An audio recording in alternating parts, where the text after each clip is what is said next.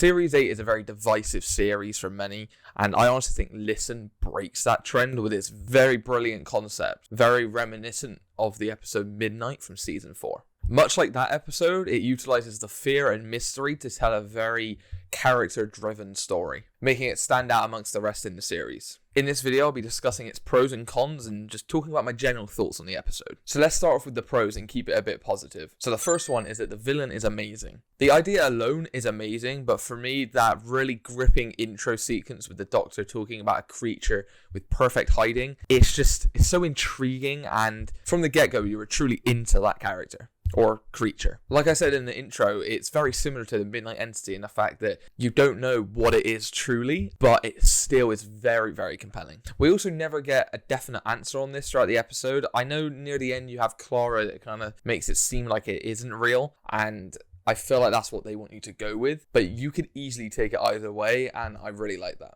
Now, my second positive for this episode is the Doctor himself. He is just generally enjoyable in this. During my first watch of Season 8, I really didn't like him that much, and I'm not sure if it's because of his cold and unpredictable nature, and it's very different to Matt Smith, but I couldn't get into him. His character is definitely like that on this rewatch, but he still just has that amazing childish sense of humor. You know, he has that lack of understanding of simple concepts, and it's all just so fun to watch, which is quite ironic because Peter Capaldi is like the oldest actor in the New Who series. Yet his Doctor kind of feels the most childlike. It's so good. It's so well done. I don't know how I didn't enjoy it sooner, but again, it's brilliant in this episode.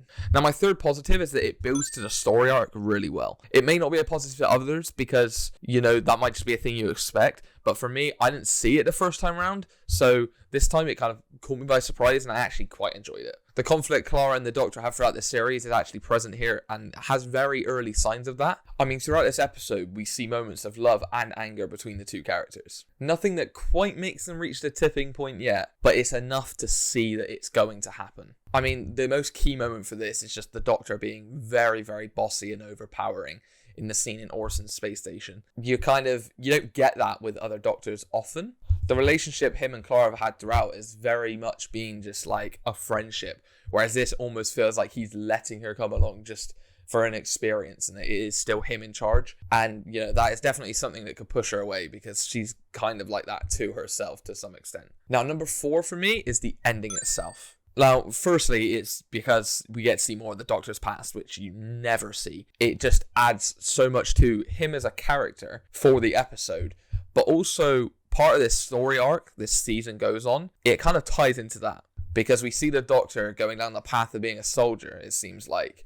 And obviously the whole thing is, am I a good man? He doesn't like soldiers, but he kind of is one at the same time with how he acts. You have Danny, who's a soldier in this season, and their conflict. And it kind of just really shows maybe his hatred for that. And Clara leaving that action figure at the end of a soldier, it kind of drives that detail in a bit more. Now, the best bit of the ending for me, really, is the reveal that the monster may not be real. Because the Doctor definitely feels less confident in himself this season, and all the comedy is just a way of dealing with that, I feel like. And having this where he's almost created a monster for him to find, and a monster that everyone experiences, not just one that he experiences, it fits how he's being portrayed, and I kind of like having a whole episode on that. Now, my 5th positive is that this episode is very character driven and quite deep, honestly. Now, Series 8's main theme really is about whether the Doctor is a good man or not. And again, like I said in the previous point, I feel like there are moments in this that definitely show that, but generally just him as a character in this,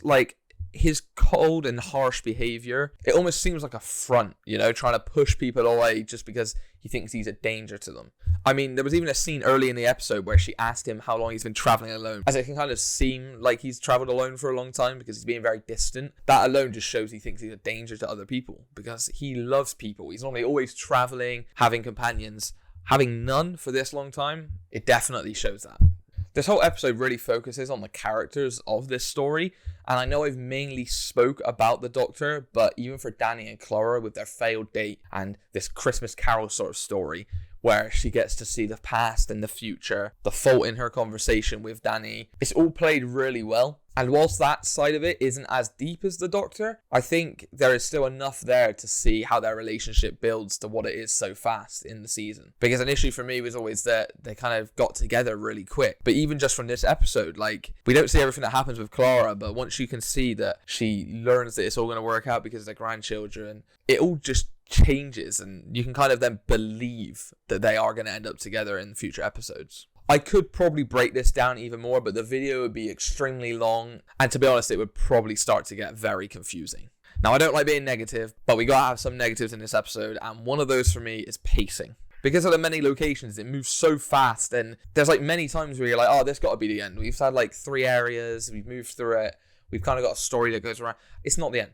It's never the end. And that part of it just made it feel long. And when you actually get to the end, it doesn't even feel like the end because you've been like almost teased like 4 times at it ending. It's not an issue you realize straight away. I kind of felt it at the end because of that. But it still harms the experience in a negative way, hence why it's here. Now, my second negative is Samuel Anderson's acting. And I don't really know if it's just me because I actually don't see much hate on it online, but I really don't like it. Like, I've watched this before, and my biggest issue actually with season 8 was this one guy. I could not stand Danny anytime he was on the screen, and he's in like half the episodes, so it instantly made half of them like not that watchable for me. This second time around, I could separate the actor from the character, and I kind of appreciate Danny more for that now and can understand his use in the story, but his acting in this, it honestly feels like a child in a school play or like a pantomime. And with those, that it actually fits the situation. You expect that sort of acting and it kind of enhances it.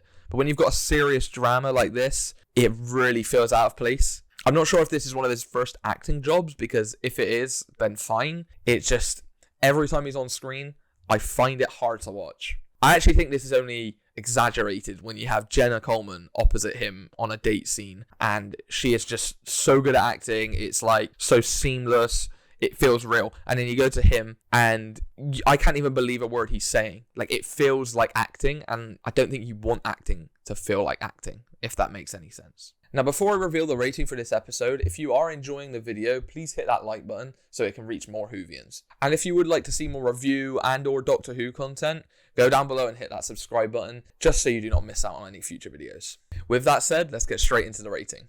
Now, combining the positive and negative elements of this episode, I get an enjoyability rating of 71%, which for most people scoring this, 7 out of 10. This means it gets my Silver City Street Award. So I would recommend this to almost anyone, even if you're not a fan of Doctor Who, as I feel like it's just an enjoyable one-off story that anyone can enjoy. It's not only funny, but has some like horror and spooky elements to it, which gives it a nice balance for a 45-minute episode. Now, people that have watched Doctor Who, you will know there's one part of this episode I haven't mentioned yet, and that is Orson Pink. And I would like to give a bit of constructive criticism on that part.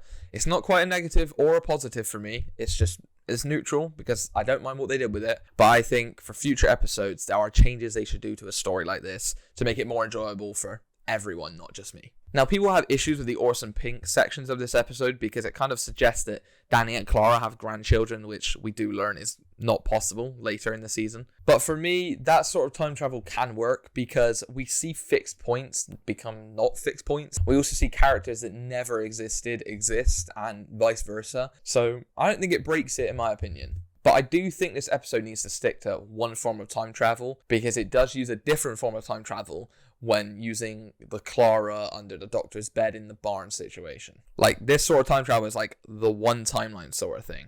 Kind of Back to the Future-esque. Whereas with the Orson situation, that's kind of the wibbly-wobbly, timey-wimey version with timelines. While a time travel show at large could easily use both, I don't think you should do that in one episode, as you can't really get your ideas across, because I can guarantee people are spending way too much time trying to figure out how any of that works, and that was me included the first time around. I just think for a show that's aimed at maybe a younger demographic, to make it less confusing, they should just stick to one for one episode. Hopefully you enjoyed this review and found it really useful. Please comment down below your rating of this episode. I would love to see what you think, as we all know that Doctor Who can be very divisive at times. Unfortunately, that is all I have for today, but thank you for watching.